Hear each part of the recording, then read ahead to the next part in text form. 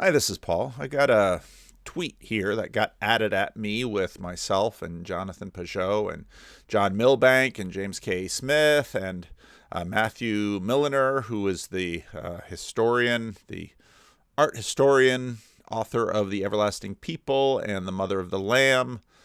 And basically it was a Ryan 734599181 says this video game sold 20 million copies in 17 days, or 12 million copies in 17 days, and I feel like we should say something about it.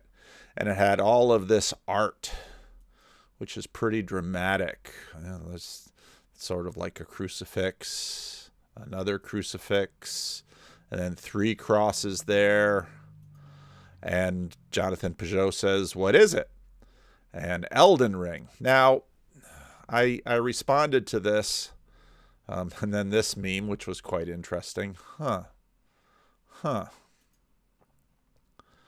see if I can find my answer.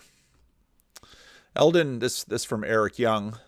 Elden Ring, it's about a dark fantasy world that suffered a collapse after a great war of the gods. You play a resurrected warrior who holds the potential to restore the Elden Ring and the world that once was, or end it all in fire. Multiple alternative endings are possible. The countless hidden content that the developers built into the world and the extremely challenging nature of the gameplay has an extremely addictive seduction to the gamer types. You should definitely say something about it. That's Jacob the Fool, who of course is a regular over in Symbolic World land. Let's see if I can find my answer. The story is from the Game of Thrones author George R.R. Martin. I heard the gameplay is awesome, but the story is forgettable. And more in this from Tiago. Elden Ring, the spiritual successor to Dark Souls. There are hardcore RPGs where most of the very deep story is told via heavy symbolism and cryptic details.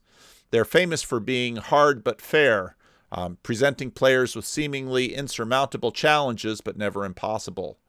To the point many players give up, but the ones who don't swear by it, some say it helped them in their real life, or even cured their depression. It used to be a very niche game until now. Elden Ring sold 12 million copies. To answer the question, I'm 90% sure this is Elden Ring. There's a scene where you go into a quiet room and hug a woman who will unconsciously love you. I saw this scene as a joke-ish YouTube video. About why I hate video. I wrote a blog post a while ago about why I hate video games, because this is what it does. It appeals to like the male fantasy. You are very warm. What you felt light up inside you was a Baldurkin's blessing. Though it is but a fleeting thing, I am afraid. Come back to me, should you require another. I will take you in my arms as often as you need. Now, if this woman's upset by this, nobody should tell her about internet porn.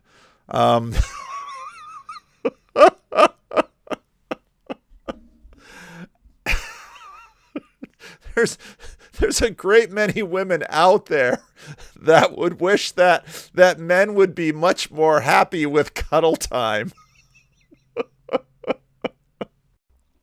And to continue from Evan G. Rogers, comments are strange. People are having legit religious experiences with this random fake lady. Commenters say they stopped the game and started crying there, or stayed with her in the room for hours. I won't call the game Christian, but there are parallels, and people are reacting. It's exactly this kind of thing that drew my attention to Jordan Peterson, because in many ways, you certainly have to pay attention to what's out there, but there's a lot to pay attention to. But watch what happens when people start pursuing it. And Jonathan Peugeot responded, and this was my response. There's a challenge here of access. Many in the thinky-talky space, and that's all of us listed in the initial tweet, don't give the enormous amount of time and space to gaming because it is so time demanding. Part of it's age with me, that the only game that I play with any regularity, and even then it's only I'll play it for a few weeks and then I'll leave it alone and be Civilization. I started playing computer games back with Civ City when before Windows came out. But when I look at my kids, they have controllers, and it's like my hands don't do the controller thing. I grew up before Xbox, and so it's a language I never learned. This opens up a whole cult that is that the thinky-talky experts are blind to, and all the way back to the original tweet, and I think he's right. The difficulty is, as with many things, in order to really critique it, you have to be in it, and you sort of have, well, if you're spending all your time playing video games, you're not going to be doing all the reading of books and talking about the philosophy and, again, all the thinky-talky stuff. So that's where there are silos here. And we talked a fair amount of that. If you haven't looked at the Christian Experience live stream that we did last Thursday, I thought that was a remarkable conversation. I mentioned that in this morning, I'm recording this on Friday. I will post it on Monday. On last Friday's Q&A, that how I thought the Thursday live stream, that's exactly what I want from these live streams. I want a degree of depth to in conversation and honesty. And you can really only get that reliably if you sort of set an environment for it where people get to know each other. And then in that environment over time, with the reps in the conversation, those kind of good things can happen. Ben Mason says, check out Skyrim if you think Elden Ring is the first of its kind. I don't see it replacing Skyrim anytime soon as the best of this type. Now, I know that my son Jared plays Skyrim because before he moved out of the house, played a lot of Skyrim. I saw it, and I kind of watch and wonder, but I don't wade in, because with these every now and then I'd pick up the controller from the PlayStation and play with the kids, and it's pretty bad. It's pretty bad. Elden Ring is a Soulsborne, completely different type of game. Only thing similar is the open world. Evan G. Rogers again. It really shows how people are desperate for what they've been told is bad for them. They're acting like they're finding camaraderie from people while they're all alone in this dark world. Very odd. The emotions are real, probably pent-up feelings of wanting to belong. Yeah, that's not hard to understand. Elden Ring, written by George R.R. Martin and from software inspired by stories like the Berserk and the Dark Souls games. Now, one of the links that was passed on in that stream was how Souls games save you. And I watched this morning, and it really caught my attention. So here we go. This is a devil, a Tasmanian devil to be specific. And I know what you're thinking. Does it sound like this? No, it actually sounds like this. It's cute, maybe, if you look at it at the right angle, but it's also very barbarian. It feeds on small animals like birds, snakes, wallabies, hell, even kangaroos if it's an especially ballsy little crew of devils, but I think we can all agree that these animals are not what you would call graceful. No, the steady hand of a surgeon is what you'd call graceful. A beautiful woman in fiction who can stitch your wounds with the power of her magical hair, or a colorful phoenix that rises from... Okay, now right away... I've spoken quite a bit lately about the fact that if you were born 700 years ago in a little village in France or England, the church would have been the dominant sense-making institution in your life. There would have been fables and stories and fairy tales and all of that going on, but the predominant there weren't a lot of large cities. You had London. But the dominant folk, you would have been living in a rural lifestyle, a lifetime. You would have seen hardly any books. You would have probably been illiterate or marginally literate. And right now we are simply continuing to form and indoctrinate, and I mean that word in its fullest sense, with the images and patterns that have even multiplied from when I am a child, all of the storytelling. And so, even when you look at, images like these, I mean, yeah, there's a lot going on here.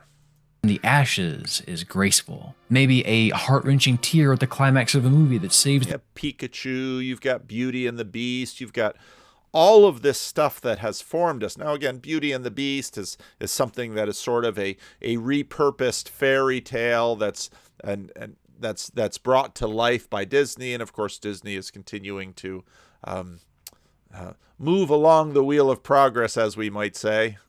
The day and restores order is graceful. A confident young Josuke cleverly repairing a wound just as quickly as he inflicts it is graceful, elegant even. Healers in games are stereotypically kind, affectionate, and soft-spoken. Okay, and now that's interesting too, because if you look at surgery, which is healing, is sort of more like the Tasmanian devil. The surgeon takes a scalpel and digs and cuts and removes in order to heal. And so some of what we see is sort of we think healing should be kind and gentle. And there's a lot in this video. I really like this video. With a few rare exceptions, those in stories that serve the purpose of mending that which is broken are full of that which they give. Grace. Graceful both in mannerism. Now you can't listen to... Now, some of you are going to say, you're interrupting this too much. Well, go back, and the link to the regular video is below. Go back and watch the whole thing through if you don't want me interrupting. It's on this channel that I interrupt. Because I've already watched the video, okay?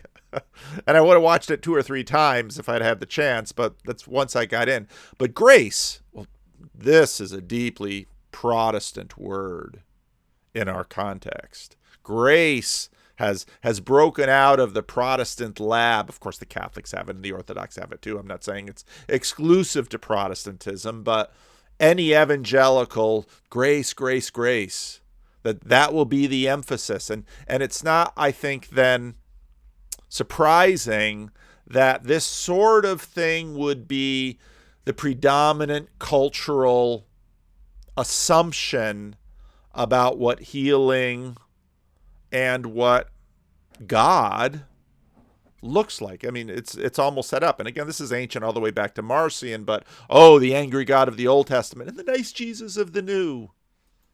And in practice. When I think of these things, I don't think of the Tasmanian devil tearing into the corpse of a baby kangaroo, and yet ecologists think that devils can heal forests. Not with their glowing blonde locks and a song, no, with their barbarianism. You see, to wildly oversimplify it, there is an imbalance in mainland Australia.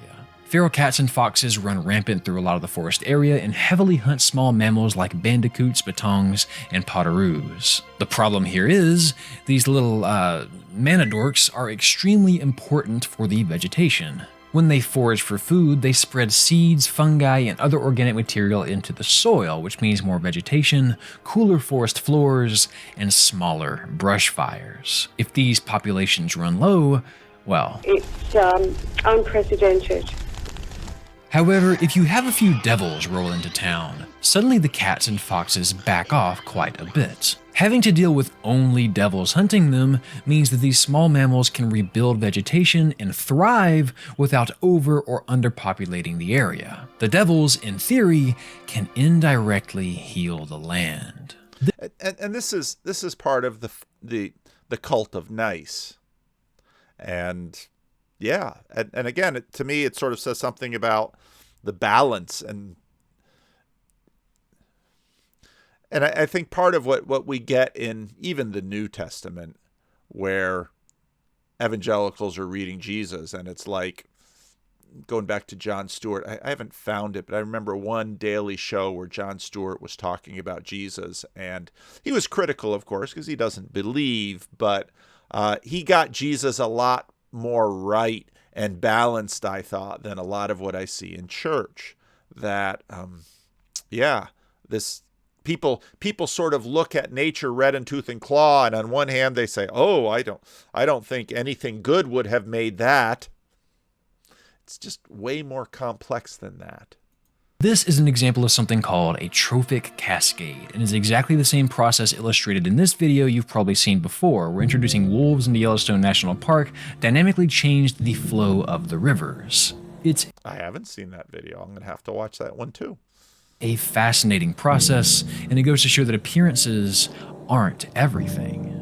You may not think of a predator as restorative, just like you may not think of a vacation to a grim, unforgiving, dejecting world where your flaws are repeatedly exposed and you are punished for your mistakes over and over and over again as something that can save you. Now, one of the elements in all of these video games, and I've seen and played enough of them, is of course spawning, because if you only have one life to live in these video games, well, you plunk down, I don't even know what they cost anymore, you're 40, 50, 60 bucks, or do you pay I don't know how you do it, but you don't want to just play once, because you're going to get killed almost right away, and especially if you're me, you're not even going to be able to get started. And yet, Dark Souls came into my life just at the right time, and I would argue minimized the very prevalent risk of relapse that comes from a traumatic experience such as suicide.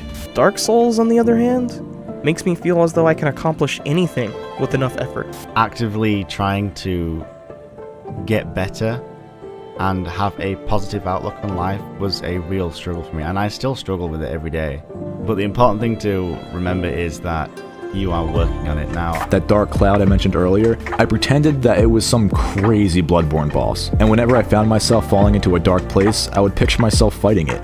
It sounds silly, but it's true, and it worked. In a time where I was super depressed and I didn't have any direction, and all my friends that I had were in college, and I was barely making any money, and as kind of stupid as it sounds, it made me feel like I had some sense of purpose. Now, if you go back to I think it's an Australia connection in this one. If you go back to the talk I gave in Australia, part of the retrospective that I had in terms of pulling things together for that talk, when I do these videos, I just kind of keep going. But if I have to, someone says, okay, well, we're going to get you out here and you're going to do these talks and you got to pull it all together.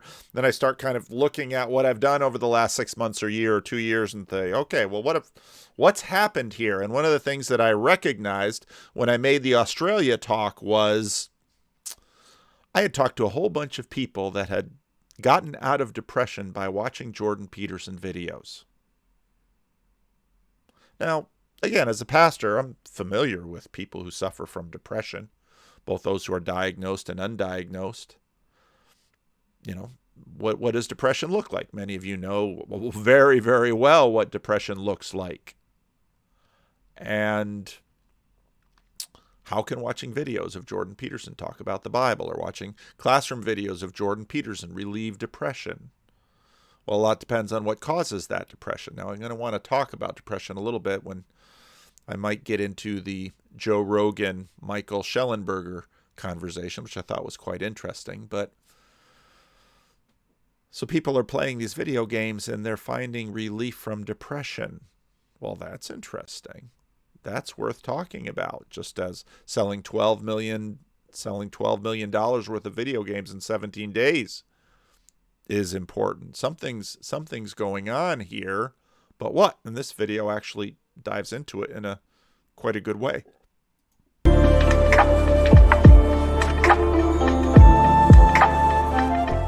Before 2022, I had never beaten a Souls game, but being a fan of YouTubers long before I was ever a YouTuber myself, I noticed a trend. How Dark Souls helped me cope with suicidal depression, how Dark Souls 2 saved my life, Sekiro saved my life, Dark Souls helps my mental health but I don't know why, how Bloodborne helped with my depression, Dark Souls saved me.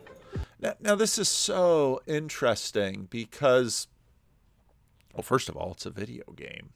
Can video games be therapeutic? And we would imagine that a therapeutic video game would be full of, calming, therapists, just quivering masses of therapeutic availability right here for you right now. So soft, so tolerant, so welcoming, so everything. Not unlike that lady there in the video. Prior to ever beating one of these games myself, I saw a lot of lamenting about Souls games, controversy over the difficulty, whether there should be an easy mode, talk of them being masterpieces, lots of use of the phrase, "Thank you, Dark Souls." But the theme that constantly intrigued me the most was people who reported being genuinely changed for the better for having played it, even going as far as to say that it saved their life or helped lift them out of a depression. You know, we have the journeys of the world, the Life is Strange series, Grease, Before Your Eyes. When I picture games that change people's lives and deliver them to a better place mentally, I don't picture this. Now, again, and this is exactly the point I was making. And churches, of course, have in some ways majored in this. Some churches have. Because if you're middle class, affluent, these are mostly the kinds of churches you'll go to, and you'll find a nice pastor on the other end, ready to be your friend. But if you're a gangbanger and you're in jail, you'll meet pastors in jail too. They won't look like this. They'll sometimes look a lot darker.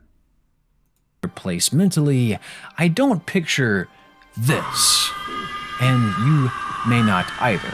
But if you find the right thread in the right back alley online, you'll uncover a shamelessly wholesome circle jerk of folks singing the praises of a Dark Souls or a Sekiro and how it taught them to fight back against their depression. Usually signing off on their story with the phrase, "Don't you dare go hollow."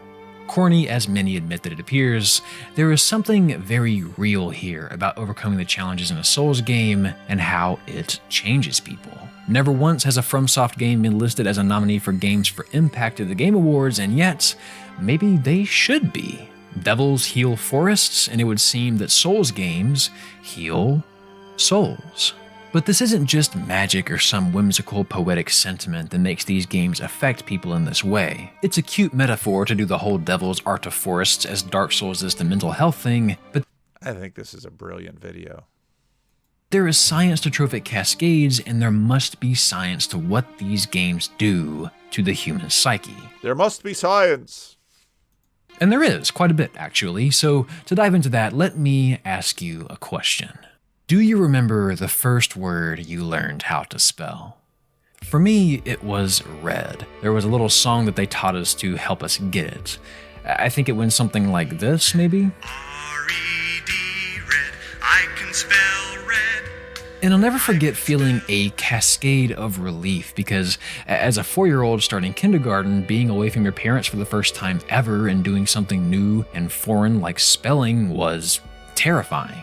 But knowing I could spell a word was the first confidence boost I think I ever had. Maybe you also felt really good about yourself for spelling that word. Maybe it was something. Now, again, there's a generational difference in here.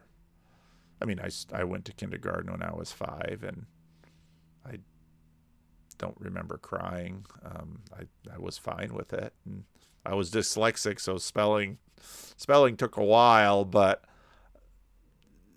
it's just interesting how the generations obviously are brought up in different eras with different things that they remember, but also different sensibilities and cultures. Something else. For you, it could have been riding your bike without training wheels for the first time. Maybe it was finally beating your brother in Smash. But whatever it was, you suddenly felt relief that you could do what you once feared you couldn't. That little boost of confidence we all likely felt as children is something called self-efficacy, our own perception that we can perform a task and achieve desired results. Self-efficacy. Now, efficacy, edification, it's all about building.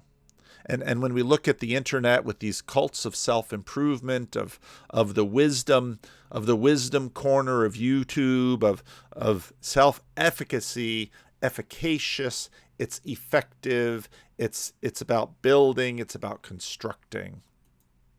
And to be clear, this is very different than self-esteem, which is a broader term largely referring to one's perceived worth. No, which was the buzzword, the holy word buzzword of a previous generation.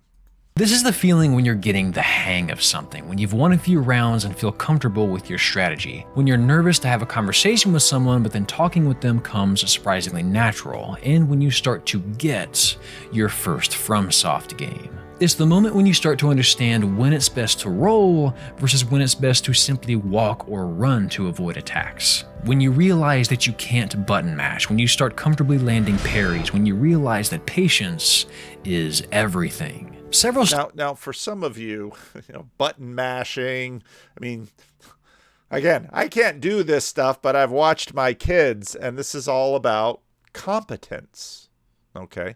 One of Jordan Peterson's favorite words, competence. But competence now in this little virtual environment. Studies like this 2021 article have found that self-efficacy is negatively associated with a lot of things that I'm sure you're familiar with. Depression, anxiety, worry, even social avoidance. Now, self-efficacy, I think, will obviously be connected with agency. Self-efficacy and agency have to be closely tied. In essence, if you have a higher overall level of self-efficacy, you'll likely experience a lower amount of these other brutal thoughts and behaviors. The reverse is also true. Lower levels of self-efficacy are actually predictive of depression and the like. So as you find yourself getting better in these games, it provides a sense of competence and a chance for you to grasp that sensation of feeling sure of yourself once again. You start to feel comfortable with red, or in this case, handling every variety of enemy and environment, and in turn, in a time in your life when a lot of things other than spelling are new, foreign, and terrifying, your self-efficacy rises, and your darker thoughts may become less prevalent. Now, we need to pump the brakes a bit because you could easily say that a lot of games have those "oh I get it now" moments, right? Most games provide a challenge and all games have to be beat in some way, right? And yet you don't see many Mario Odyssey helped me overcome depression videos despite how brilliant that game was. What is it about Miyazaki's works specifically that bring people to an unapologetically reflective place? To answer that, let me ask you another question. Close your eyes and take yourself back to school learning to read, and then maybe fast forward 14 years or so. Maybe you're really there now and this will be easy for you, but imagine you've just got your exam grade back and you are less than pleased with it. Do you feel upset that you didn't study enough and that you should have done a better job preparing? Or that the test just wasn't written well and that no amount of studying would have helped, the subject matter was just too much for one exam, this class is just too hard, or you just had bad luck? Obviously, it depends on the exam, but what we're talking about here are attributions, Johns, as some of you might call them. There's just tons to learn in this video. I really liked it. Attributions, I watch these dynamics. I'm not a psychologist, so I don't have the language for it, but once he says it, it's like, oh yeah, I know exactly what he's talking about, because I watch people with this, and I watch people do it, and again, pastors are watchers of people in community. Your explanation for your bad performance here. Do get to go head to head, please. No Johns. The difference in these two cases is whether your excuse for this is internal in that you personally accepted responsibility, or external in that you blamed the outcome on the outside world. This is something that psychologists refer to as a locus of control. Do you blame yourself for things that happen to you, or your circumstances? Was it a lack of skill or a lack of luck that shackled you to this shitty grade? Now, I don't want you to hyper-focus on what your answer was. I know that the internal locus seems more admirable here, but if you had a bad grade due to an error with the answer key, or the exam mistakenly had material on it that wasn't covered in class and the instructor is planning to reimburse everyone for those points, then suddenly the dude with the internal locus is beating themselves up over nothing. Not everything in life is in your control, and because of this, neither locus is inherently good or bad, it's situational.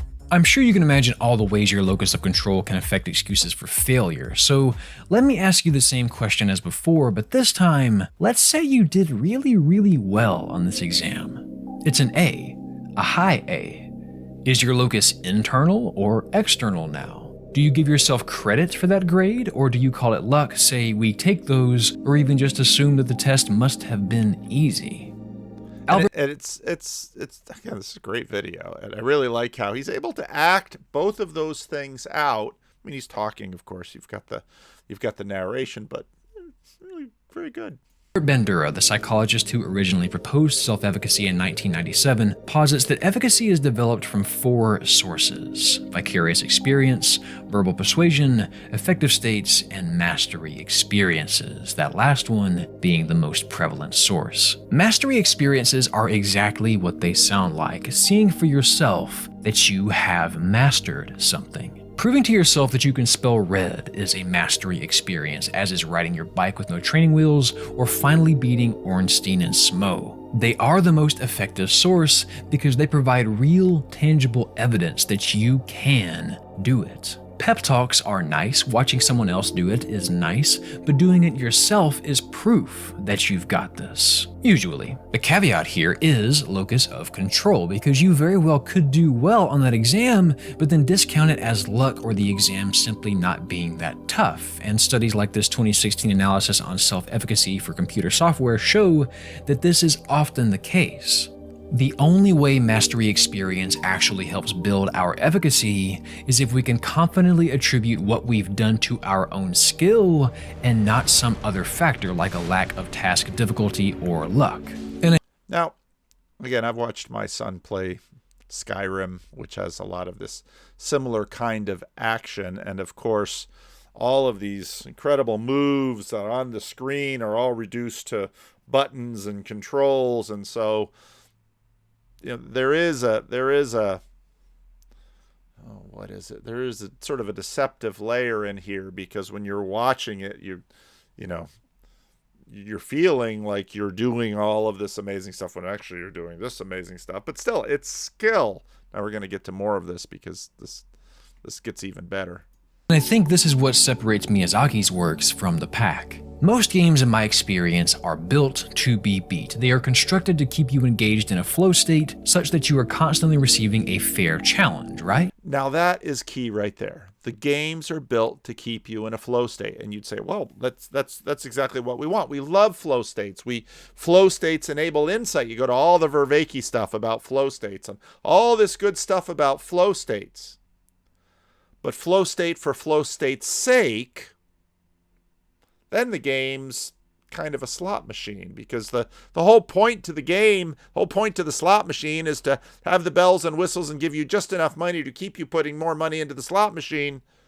That's the whole point of it. And the point of so much in the attention economy is just keep your attention there, keep you watching the next YouTube video, keep you scrolling, through your Instagram or your Facebook or your Twitter, just keep you on Twitter, and it's all perfected to just keep you there. And so when you're not doing well, give you a little bit incentive. And in fact, this is how our educational systems are increasingly working. The point isn't that you would actually derive competence, but the issue is that you'd feel good about yourself when you're done and you'd want to stay in it longer, which is exactly for some people what school is doing. As you beat enemies in turn-based RPGs, you gain experience, and with enough grinding, winning is less dependent on your own decision-making and more a factor of how over-leveled you are. And a little bit of translation, how over-leveled you are, meaning you grind and you grind and you get all of the goodies and you get all of the swords and you get all of the tools and you level up, and so now, you're playing with kindergartners here and you're Anakin slaying the youngkins. I mean, because, you just put in the time and then you have self-esteem and then you feel good about yourself because you've mastered it, because the game is set up to keep you in the game and keep you playing. It's set up basically to make you addicted. Time events can hardly be called a challenge, but they do look and feel nice. Roguelikes like Inscription and Hades become easier as the game passes because you'll consistently find power-ups that will stick with you in your next run, meaning you'll never truly start from scratch again. If you keep struggling, the game will keep accommodating. Mario Kart... Isn't that exactly the way so many of our institutions work? If you keep struggling, we'll keep accommodating. Again, go back to the Joe Rogan, Schellenberger. Well, I might deal with that one next week. But rewards you with better items if you're doing worse, and some games like Resi 4 and Max Payne actually change the difficulty of enemies if you aren't playing well in an attempt to keep you feeling like a badass. Now, of course, the one arena that will not do that for you is life. And this is not a critique, by the way. Games are built to craft an experience, and if you're struggling more than the devs want, it can tarnish the intended message. The devs are of course, the creator gods in this instance. However, when it comes to locus of control, I think you and I would agree that a victory in most games can be attributed to either our own skill, or just as easily attributed to the game being built as an interactive tour that's designed to be beaten. Can I really feel like I've accomplished a feat if I beat Final Fantasy VII Remake? Can I flex on people that I got past Bylosite and Skyward Sword? I think for some people, video games, though fun, are generally patronizing with their difficulty, and any victory in them can be easily attributed to the game setting you up for success and not your own merits. Again, not a bad thing per se, but very much the norm, I feel. Souls games, however, are quite different. There is no in-game reward for failure here. There are upgradable equipment and levels, but easily the biggest determining factor is your performance. There is... Oh, it's a meritocracy, a pure meritocracy.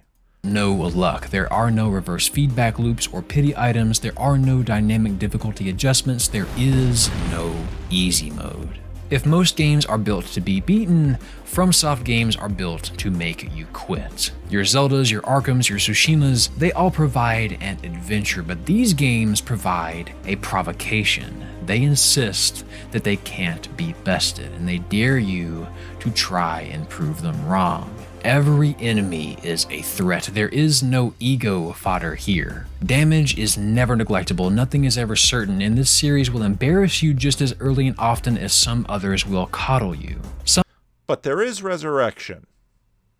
Sometimes bosses are every nightmare you've ever had, minced, sauteed, and served to you in disgusting steaming heaps, and other times they are every bit as ferocious as they are regal. The terrain is often breathtaking both in its semblance and in its treachery. There is a boss in Bloodborne literally called amygdala, which is the part of your brain that processes fear and aggression. And because of all this, if you've ever beaten one of these games, you'll know that it wasn't because you deserved it, it's because you damn well earned it. There she is. There she is. Interesting. It wasn't because you deserved it, it's because you damn well earned it. There is absolutely no way to flunk your way through Souls games, and because of this, Is this a non-Protestant game world as opposed to the cheap grace game world? There is no way to have an external attribution for them. These games demand that you take it fully upon yourself to win, so any victory afforded to you will be seen with an internal locus. And since you know that you were the one that made this happen and not the game, since you took that dare, proved to the game and yourself that you could do it, and rose to the occasion, your self-efficacy rose right along with you. Which, if we are to believe the study from earlier, should have a direct psychological effect on some of those darker thoughts. By climbing out of the pit that FromSoft games throw you in, you are provided with first-hand evidence that you can in fact overcome those demons, and you can do it on your own merit. If you feel like there's something wrong, making that first initial step to actively try and better yourself is such a great achievement. I don't know, it gave me some sort of sense of control in my life that I somehow went from sucking ass, fighting the skeletons at the beginning on accident, and beating the game. The way to live a happy life becomes clear. Take the little steps to gain as much agency over your life as possible. All right, a little bit of Rogan and Schellenberger here. And now, what we're going to get into when we get into Rogan and Schellenberger, if I, in fact, don't get way too ADHD and not get into it, is this question of, okay, well, what's the key? Is it the self-efficacy? And, well, they're about to say something different here. I'm so glad we're getting to this, because my view is we're dealing with serious emotional dysregulation of the population. Yeah. And I think it's really simple. It's you need cardio for anxiety and depression, and you need to lift weights for anger. Well, lifting weights actually has a significant impact on anxiety too, according to a recent study. For me, when I lift weights, there's a moments where I'm really lifting weights where I actually can feel the anger actually coming and then it going away. I think of it as I'm converting my whatever the anger chemicals are into muscle mass. Where are you living right now? Berkeley, California. Berkeley. I can connect you with a good kickboxing gym. If you really want to get rid of anger, hitting a bag is the greatest thing the world has ever known. That makes sense. Oh my God. It's the greatest. Yeah. It's the greatest. Because there's something about, I have many screwball theories about this, but I think this one is kind of based in the idea of what a human being is today versus what our genes were designed for, like what our genes, how we evolved thousands and thousands of years of avoiding predators and wars with neighboring tribes. We have a certain amount of necessary energy expenditure, and I don't think most people meet those requirements.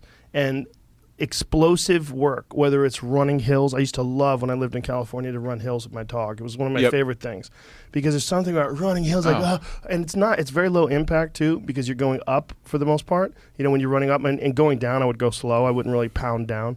But when you're running up, it's just plyometrics, it's just explosion. And when you get done, I loved everybody. I wanted to call my friends. I wanted to hug everybody. I love everybody, because it's so exhausting. And I think you can't get to who you truly are unless you clean away the dirt, the anxiety dirt, the psychological dirt, like the aggression, the tension, just the stress of society and the mass of human beings around you, especially in LA. And to me, that was like the greatest gift ever. It was the ability to be able to run those hills and to expand all that energy. And I feel terrible for people who don't know that. We have these biological needs that are built into whatever it is, whatever the human vehicle is that carries around your mind. That vehicle needs a certain amount of work. Just like my dog needs me to throw the ball for him and play with him. Or he seems depressed. He's just laying around. He is. Probably is. No, I think this is it's kind of like, wow, at the end of the day, you're like, so it's diet and exercise basically, right? That's a lot of that's it, all man. It is. No, I mean, I totally agree. And that's part of why, one of the big ideas for reforming our schools is that we're not doing physical education right. Like the kids should be getting a workout first thing early in the day. And then, because that's that's the best time to do it is first thing. And look, I hate my worst part of my day is when I realize I have to go running and then the first half of the run. Yeah. That's like the worst part of the day. You're like, this is just, there's no way to you just have to muscle through it. But then the last half, the last half, and then on the drive home, I love that study that came out a few years ago. I don't know if you saw that. It was like, new study finds runner's high is real. It was like, wow, the Department of No Duh. New study. Yeah. New study. Boys like girls sometimes. Yeah. But that's part of the issue. So if you have father absence, you can say...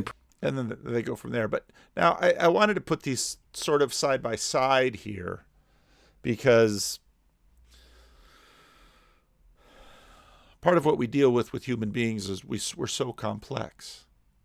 And so, you've just got to get up and you've got to do your cardio. You got to lift the weights. You've got to, attack that hill. You've got to do all these things. Or even psychologically, you've got to, you need a pure meritocracy that you can go after, and we don't need the game cheating for you. And all of this is true.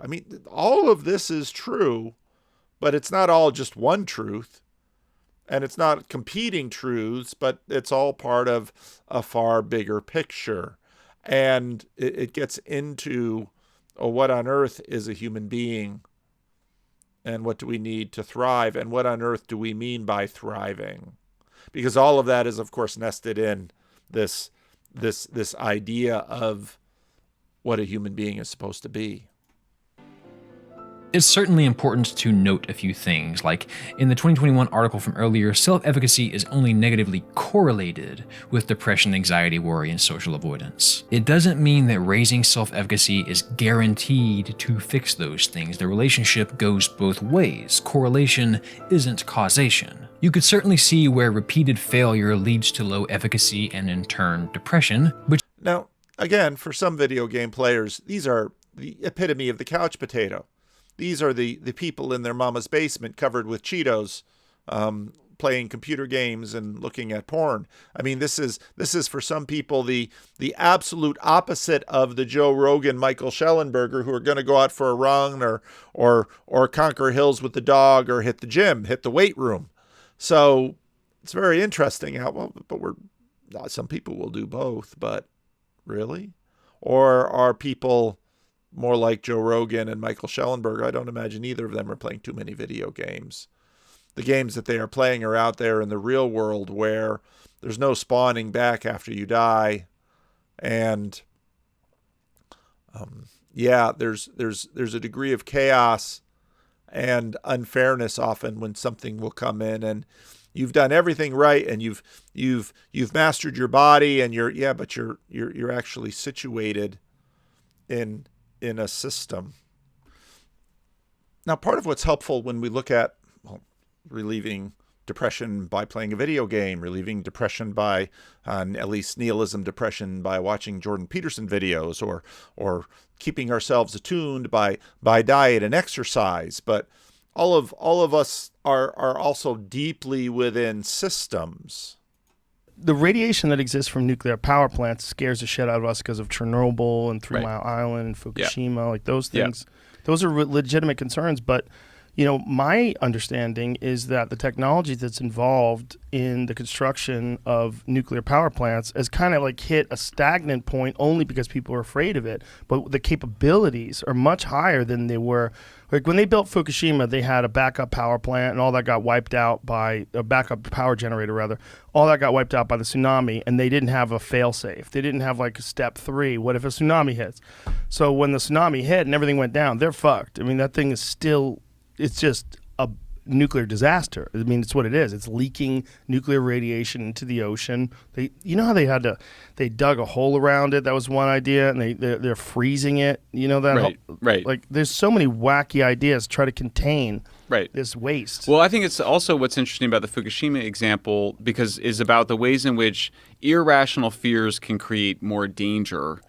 They were afraid to raise the seawall that would have prevented the tsunami from flooding the plant because they were afraid of scaring the local community.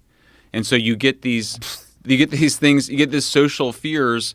Or with the case of nuclear, the piece I just did for Barry was, Europe has been shutting down its nuclear plants and not building new ones. It's been refusing to frack for natural gas out of fears of fracking. And as a result, it became extremely dependent on Russia so that it would have no way to deter a Russian invasion of Ukraine. And in other words, all of these systems are nested in, and even we'll keep them running a little bit more because we'll get to some interesting points. Struggling with how do you, they're kind of like, well, we're going to put some sanctions on the oligarchs and we're going to have some economic sanctions. But as long as you're importing Russian energy and paying for Russian energy, they're in a bind. And we're going to do all these things, but a lot of them are going to take years to be able to get our gas to Europe, and it'll be much more expensive than if they had created their own or if they just expanded nuclear power plants in Europe. So the fear of nuclear, it's not just like the people with the masks on the hiking trails in Berkeley are just they're just kind of like, whatever, who cares? You know what I mean? They're also signaling. They're letting everyone know that they're a good person and they're wearing a mask. That's right. But but not building nuclear power plants and becoming too dependent on the Russians has serious consequences for the Ukrainians. And not building, or California, shutting, or Texas, not having enough reliable power plants weatherized for natural disasters and over-relying on weather-dependent renewables puts you at the risk of blackouts. And blackouts kill people. Yeah. You lose your electricity, people die. So it's the ways in which these irrational fears actually put us in greater danger that I think should be of a concern for us. Let's talk about fracking, because Well, they talk about fracking for a little bit, and still haven't gotten to the point I want to get to. Sorry about that. Couldn't find it. It's part of the, if he's on YouTube and there's a transcript, I can just search the transcript and bang, right there, it's there, and I can get right to that because I'm looking to where Schellenberger talks about systems. Because systems are important because on one hand, they're talking about, the need for exercise and all this, but all the exercise is really rather artificial because you're living in an urban environment. And whereas in a rural environment, you have to, you're expending exercise just to live, and you're expending exercise to farm and all that stuff. A little bit later, he'll talk about the fact that, we've really got to concentrate people in the cities, and then you just kind of setting all of these things up because it's sort of the accumulation of the systems. I'm not really critiquing them because, as he says a little bit later, it's going to be, as opposed to carbon dioxide, which is in the atmosphere for centuries. And we worry the most about climate change in the next century. In a century or two, the higher temperatures are the temperatures that we worry the most about. But overall, look, even global, this is new data that nobody is talking about, but basically carbon emissions globally were flat and even slightly declined over the last decade, both because of the transition from coal to natural gas and also because of less land use change, namely less conversion of forests and grasslands into farmlands, which emits a lot of greenhouse gases as well. So there's just been a lot of good news on the environmental front where we produce more food with less land. My view is that the worst environmental problem in the world remains the conversion of rainforests into farmland. That's what kills endangered species. It takes away their habitat. It also results in a significant amount of carbon emissions and greenhouse gas emissions. That's the main event, is you want to protect the Amazon. We want to protect the rainforests of Africa. Well, those trends should also all go in the right direction, but it requires the same things that we did, which is that we have greater urbanization, industrialization, people moving from low efficiency, low intensity farming to more modern forms of agriculture, and then moving, the basic picture is moving away from wood and dung towards coal, oil, natural gas, and eventually to uranium. In that process, you'll reduce our environmental footprint. And the final piece of that is nuclear power, which can effectively reduce humankind's energy footprint to near zero. Yeah, we have. And suddenly we've got people more in the cities and doing less exercise, and the exercise they have to do is not sort of analogous to the rest of their lives. And in terms of you're walking more places and you're working with your hands, fewer and fewer people are actually doing the farming, and more people are doing things on screens. And again, I'm not criticizing this. It's probably the way things have to go. But what in fact, again, you see are all of these systems, and the systems that produce the depressed people that are finding a little bit of relief in video games are, they're all one system.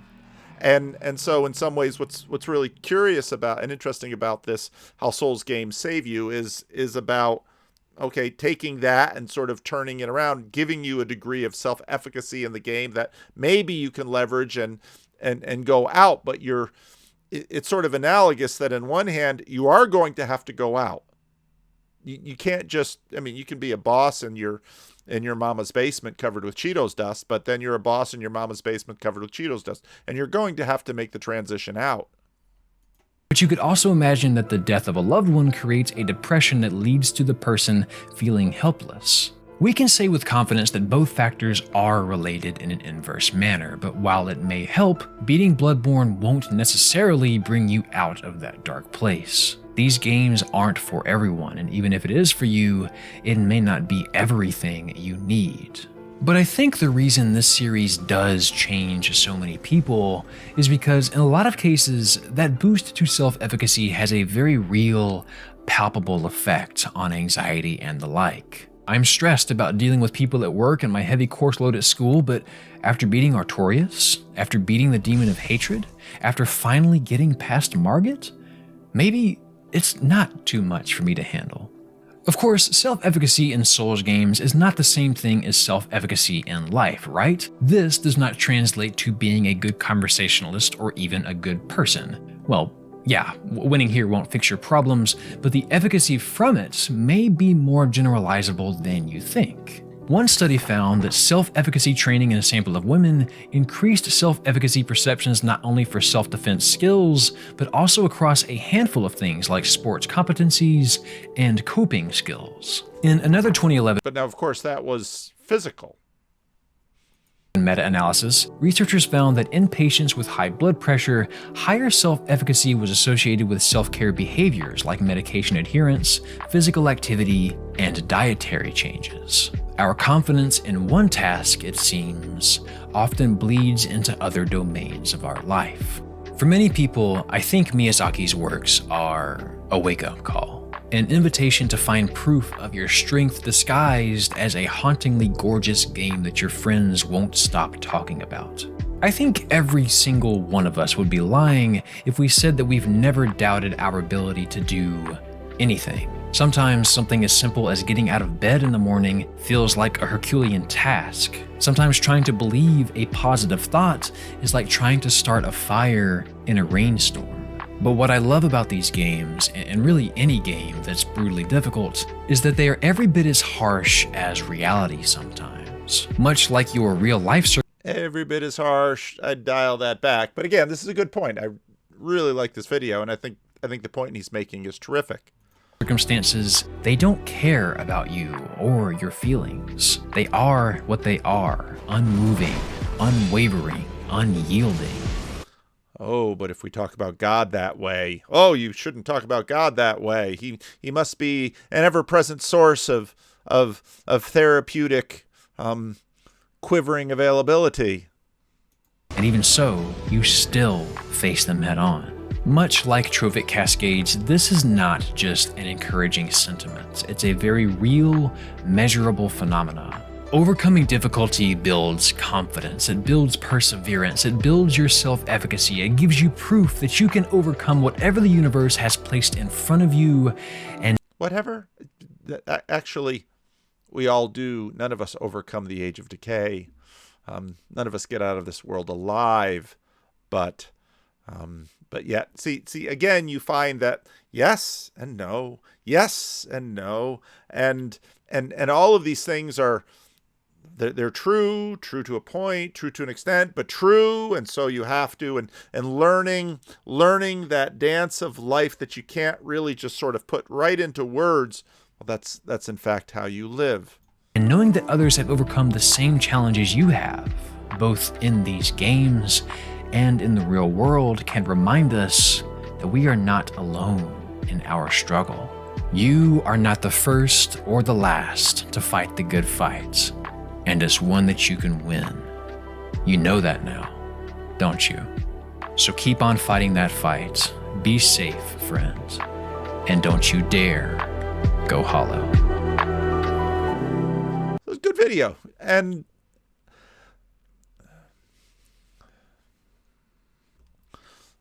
summary thoughts. The world is an interesting place. It's hard. It can be very hard. And there are all these levels that are true. We need each other. Sometimes we need help. Sometimes you just have to get out of bed and do it. Sometimes you don't have the strength to get out of bed and do it. We do need each other. We can't do it alone.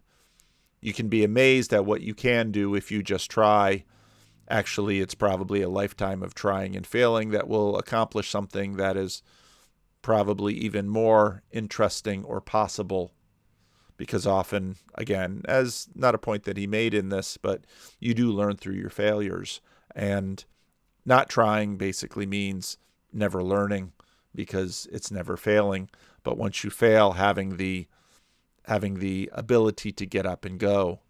A lot of the Rogan-Schellenbergen conversation was about addiction, which talked about a bit in the question and answer today. And addiction is part of that, interesting, gentle dance of enough, and you see it in very young children, enough, sometimes it's the grasping, it's the trying, then maybe it's the failing and the crying, and it's this rhythm of moving forward with it and taking it on and finding self-efficacy and wins when you can, gaining from the losses that you will inevitably suffer from, and then coming back again.